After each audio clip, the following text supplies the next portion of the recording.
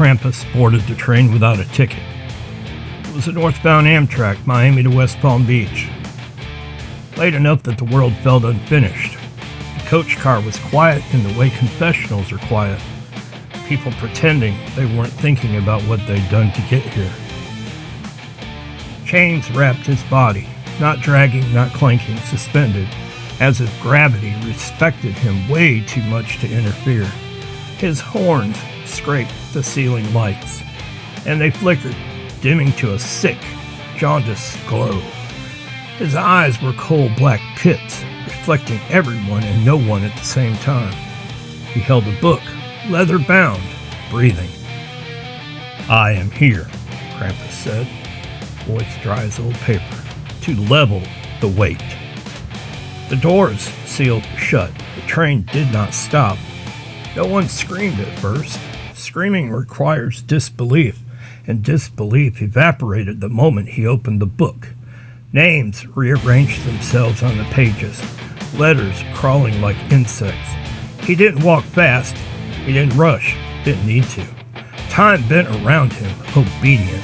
He stopped beside a man in an expensive jacket who smelled like airports and other people's fear. "Please," the man said immediately, hands raised. "You don't understand." Krampus didn't even look at him. He read, "You sold bodies." Krampus said calmly, "You called it logistics." The man collapsed to his knees, begging, not for mercy, but for delay. Promising money, promising reform, promising prayer. Krampus closed the book. The man didn't die. He simply just wasn't there anymore. No flash, no noise, just an empty seat, still warm, as if reality itself had exhaled and just moved on. That's when the begging started. A woman further down the car sobbed openly, confessing to murders ordered, not committed. A man shouted about how he'd only poisoned neighborhoods, not people. Another screamed that everyone was guilty of something, that this wasn't fair. Krampus paused and finally looked up. Fairness is a human invention. Balance is not. He moved through the car, erasing kingpins, traffickers, men who smiled on television and ruined lives quietly every night. Each one pleaded, each one explained, each one believed, right up until the end, that their reasons mattered. Well, they didn't. I sat frozen, watching the seats empty, the silence growing thicker with every correction. My chest hurt, not from fear, but recognition. I knew these people, not personally, essentially. Krampus stopped in front of me. The book turned its own pages. I waited for my name. It didn't appear. Instead, the page was blank. Krampus tilted his head.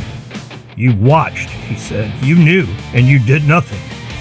"I never hurt anyone," I whispered. Krampus leaned closer. The smell of cold iron and old forest filled my lungs. "No," he agreed. "You let harm continue unchallenged. That is a different role." The train slowed as West Palm Beach lights appeared outside the window, glowing warm and false. Krampus shook the book and handed it to me. "Someone must remember," he said. "Someone must ride." The doors opened. Morning air rushed in. The remaining passengers, few now, stumbled out, shaken, alive, convinced they had nightmare they wouldn't talk about. Krampus stepped onto the platform, and then he wasn't there. The book was still in my hands. And as the train pulled away, new names began to write themselves across the pages. Quiet names, respectable names, names that would never beg because they didn't think they needed to. My name appeared last, not under naughty, not under evil, under next. And that's when I understood. Krampus doesn't come to punish.